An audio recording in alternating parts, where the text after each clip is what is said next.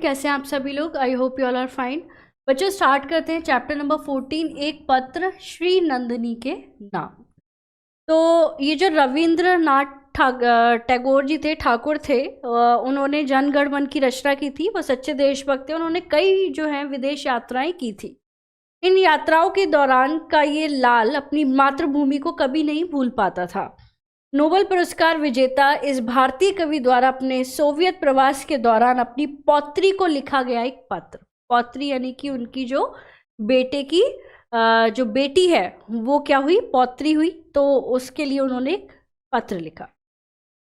पुपुमणि 20 सितंबर सन 1930 ईस्वी। मैं जहाँ हूँ वहाँ एक बात तुम सोच तक नहीं सकोगी। बहुत बड़ा मकान है, शानदार बाग है, दूर दूर जहां तक की नजर जाती है बड़े बड़े पेड़ों वाले जंगल हैं। आसमान पर बादल, वो वहां उस टाइम जो कंडीशन थी जहां वो थे वहां की बारे में बता रहे थे। आसमान पर बादल छाए हैं, बड़े कड़ाके की ठंड पड़ रही है, हवा में ऊंचे ऊंचे पेड़ों की फुनगियां झूम रही हैं। अमीर बापू मास्को शहर में हैं, आर्याम कहीं और गए हैं, मेरे साथ डॉक्टर टिम्बर्स हैं। घड़ी पास में नहीं है पर लगता है कि सुबह के 8 बजे होंगे। नींद खुली तो देखा कि खिड़की के बाहर अभी भी काफी अंधेरा है। आसमान तारों से भरा है। चुपचाप पड़ा सोता रहा।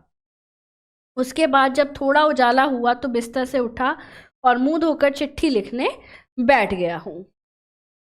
पहले बापू के नाम एक लंबी सी चिट्ठी लिखी है और अब तुम्हें लिख रहा हूँ। भूख लगी है, यहाँ की नौकरानी अंडे, डबल रोटी, चाय लाने ही वाली है।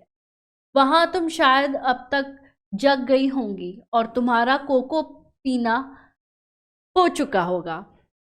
बाहर टहलने गई थी क्या? हो सकता है तुम्हारे आसमान में बादल घिरे हों और खूब पानी बरस रहा हो।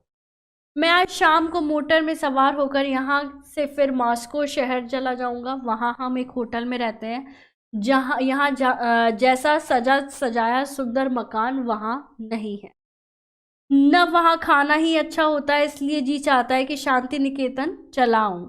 इस बार वहाँ लौटा तो फिर लाख हिलाए भी वहां से हिलने का नाम नहीं लूंगा। वहीं बैठा बैठा बस केवल चित्रकारी करूंगा।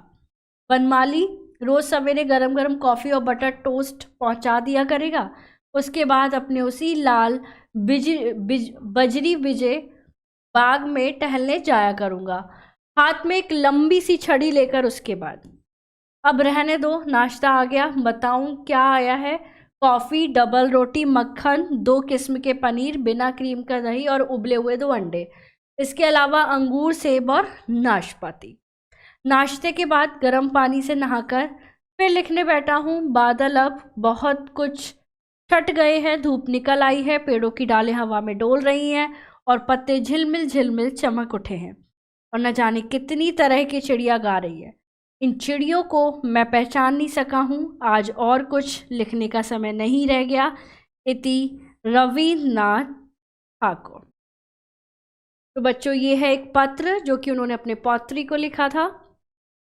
मिलेंगे नेक्स्ट चैप्टर में। Thank you so much.